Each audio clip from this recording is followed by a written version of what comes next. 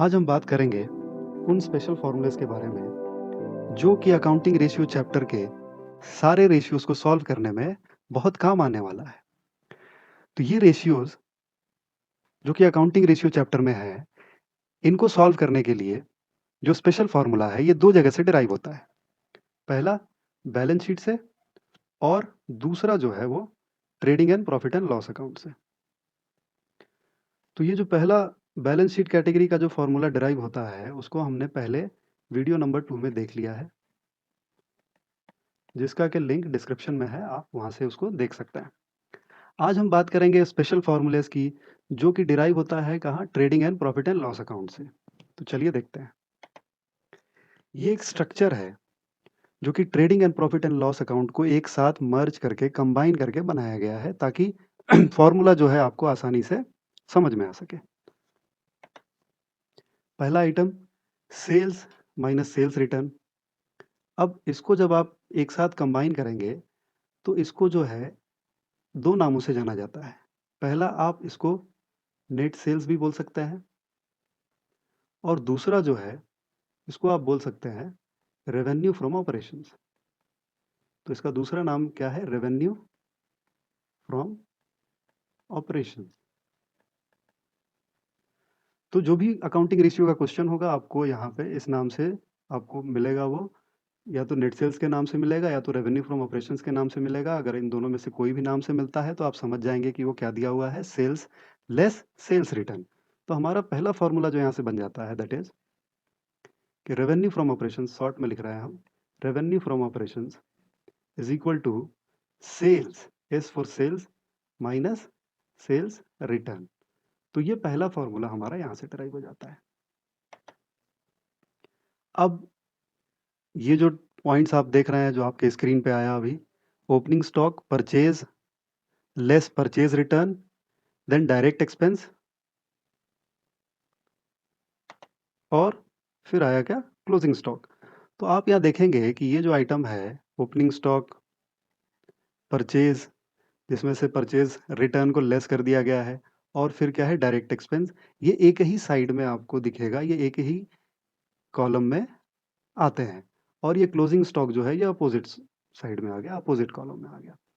तो जैसा कि अकाउंटिंग का रूल है डेबिट क्रेडिट का, उसके हिसाब से हमने इसको अलग अलग कॉलम्स में डाला है। तो अभी तो हम मैथमेटिकल फॉर्मूलेस के बारे में देखेंगे, जानेंगे कि वो यूज कैसे होता है अकाउंटिंग रेशियो में, तो इसको हम मैथमेटिकली समझेंगे। तो हम देखेंगे कि ये जो item opening stock, purchase, purchase return, direct expenses, ये एक कॉलम में है, और ये जो क्लोजिंग स्टॉक अलग कॉलम में है, तो इसका ट्रीटमेंट कैसे होगा। तो अब आइए बात करते हैं, जब ये हम सारे आइटम्स को एक साथ लेते हैं, तो इसको भी एक नए नाम से पुकारा जाता है, जिसका कि आपके अकाउंटिंग रेशियो चैप्टर में बहुत यूज होगा। That is known as cost of revenue from operations. क्या कहते हैं इसको? Cost of revenue from operations, या इसका एक और नाम है जिसको आप कह सकते हैं cost of goods sold. Cost of goods sold. तो अब अगर आपके क्वेश्चन में cost of revenue from operations दिया हुआ है या कॉस्ट ऑफ गुड्स सोल्ड दिया है, तो आप उससे अब क्या समझेंगे, ये हम आपको यहाँ बताते हैं, और इससे ही हमारा दूसरा फॉर्मूला ड्राइव होता है। तो अब जो हमारा दूसरा फॉर्मूला है वो क्या बन जाएगा कि revenue from operations, sorry, cost of revenue from operations,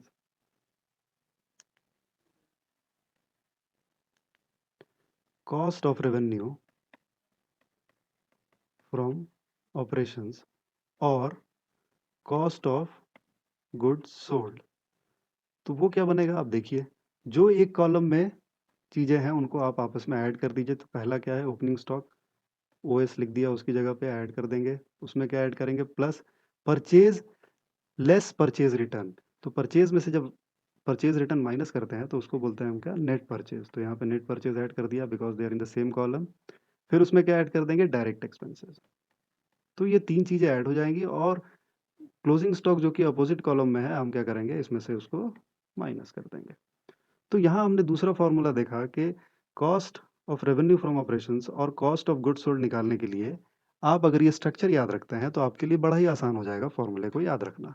तो क्या करना है आपको, जो चीज़ें एक कॉलम में है उसको आपस में ऐड कर देंगे और जो डिफरेंट कॉलम में है उसको सबट्रैक्ट कर देंगे। तो हमने वही काम किया कि opening stock net purchase plus direct expense minus closing stock जो है ले लिया, और इस तरह से ये दूसरा फॉर्मूला बन गया। अब हम आगे बढ़ते हैं अपने फॉर्मूला जिसमें हम ग्रॉस प्रॉफिट निकालना सीखेंगे। आइए देखते हैं। जैसा कि हमको ट्रेडिंग अकाउंट के स्ट्रक्चर से पता है कि जो आइटम इधर सेल्स से लेकर क्लोजिंग स्टॉक में है और जो आइटम दूसरे कॉलम में ओपनिंग स्टॉक से लेकर डायरेक्ट एक्सपेंसेस तक है, उन दोनों को अगर आपस में सब्ट्रैक्ट कर दें तो हम ग्रॉस प्रॉफिट की वैल्यू फाइंड कर लेते हैं। तो यहाँ पे हम सेम टेक्निक लगाएंगे। अब यहाँ पे क्या है कि हम जानते हैं कि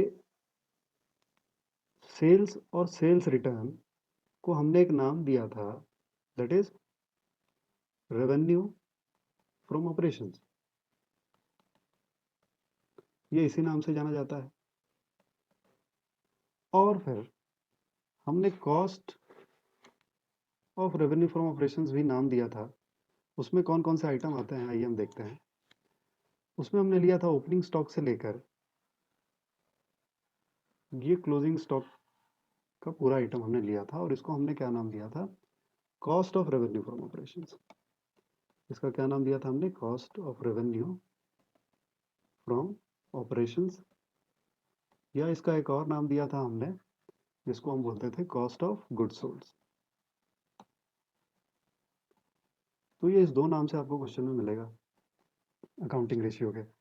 अब आपको ग्रॉस प्रॉफिट निकालना है तो अब क्या करेंगे आप, कि जैसा कि स्ट्रक्चर भी हमसे यही कहता है कि आप क्या करें कि रेवेन्यू फ्रॉम ऑपरेशंस जो कि उस कॉलम में है उसमें से cost of revenue from operations को, cost of revenue from operations को माइनस कर दें।